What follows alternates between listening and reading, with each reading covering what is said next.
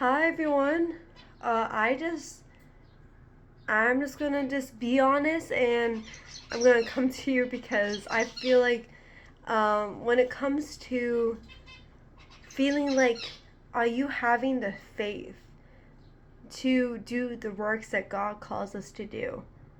And I'm gonna just be the first to say I've been so guilty of this. I have been so prone to want to believe I have the faith to do the things that God was calling me to do.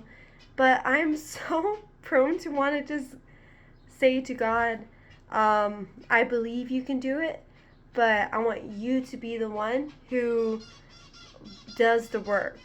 And I'm just gonna just enjoy having the faith, but I'm not gonna do anything about it.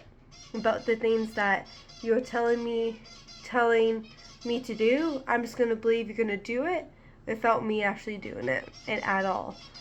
And I do believe there's a vicious cycle of where we can get stuck in the fact that there can be two sides. One side is two extremes. One side is having all the faith, having the faith and expecting God to move, and which is great. But then if you always just demand God and have the faith, but then you don't trust Him with how He's going to move, then that's going to just lead to disaster. And it's not going to do anything, it's not going to do any good. But if, but then there's also the other side where you also, you, you have the works, but you just don't have the faith to believe that God's gonna move as you do the works, as you do the thing, doing the thing that God is pushing you to do. And that is just two extremes. And all God's asking us to do is just trust Him, have faith, believe He can use us in a way that He wants to use us as we go out and beyond the things that might seem just like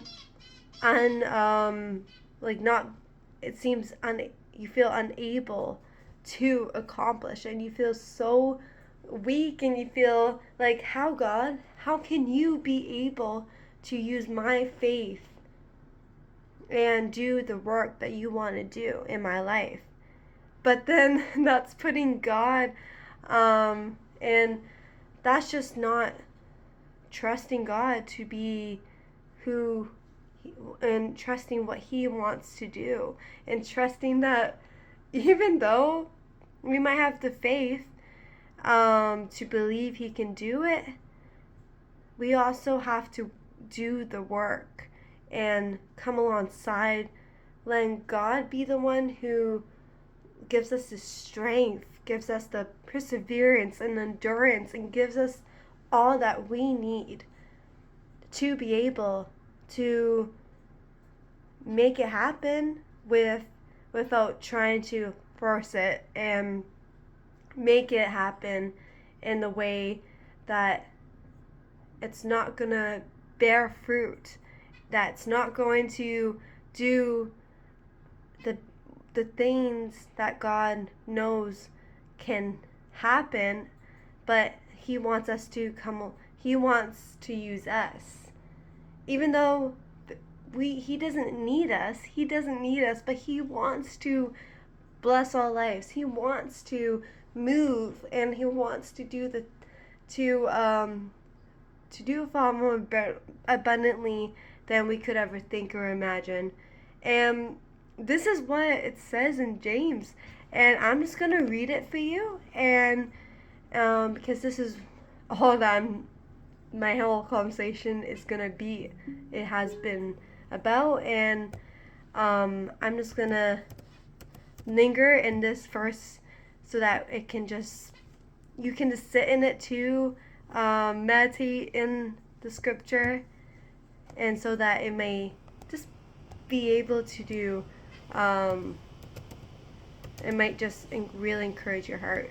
And I pray that it would. Okay, here it is. It is in James. It is in James 2. And this is what it says. It says, "What good is it, brothers and sisters, if someone claims to have faith but has no deeds? Can such faith save them?" And then it goes on and says, "Suppose a brother or sister is without clothes and daily food." And it continues by saying that if one of you tells him, "Go in peace, stay warm and well fed," but does not provide for his physical needs, what good is that? And then lastly, it talks about James 2:16. It says this. I'm sorry, 17. So to faith have by itself, if it does not result in action, is dead. Do you understand that? Do you understand what it's saying? It's saying that if we want to do something, if we see something that God puts in our hearts to do, and we see it with our eyes, but we decide to, like this person, it says they have no clothes or food, and a brother and sister sees it, but they don't do anything about it. They say, "Oh, yeah, you'll be fine, you're good, have peace, stay warm and well fed."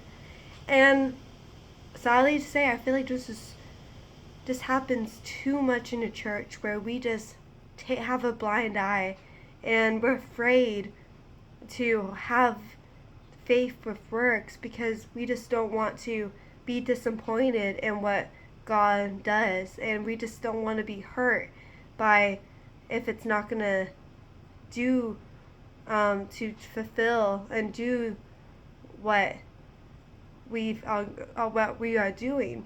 If we just want to bless our own lives, but we're not willing to see what could do for God's kingdom, and how we can be able to be stewards of what God gives us, and to be partakers and co-workers with God himself.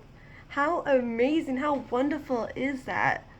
And I know I'm so blind to this too, and I've been struggling with my faith. I've been feeling that God is far, that I'm not where my life should be at this moment in time, and that just not waiting on God, and having not wanting to do the work and believing God, not and having I've been struggling with both faith and works, not having the faith to trust that as I do go out and live day by day in my daily life and do the work. And I've been just doubting that God's gonna bear the fruit and do great things with the hands that he has provided me to use to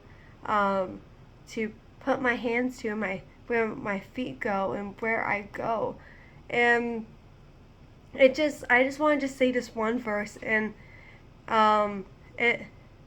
this is what it says. I'm trying to think of where it's located in the Bible, but it goes by this. It says this. It says, "What are you going to?" It's in John, the book of John, and John says this. He says, "I will become less. He will become greater, and I'm gonna become less." That's how it goes in the book of John, and that's how John lives he lives his life as preparing the way for Jesus, for his sacrifice entirely, and to keep going and sharing Jesus. And he prepared the he prepared Jesus to invite. He told everyone about him and how unworthy he is.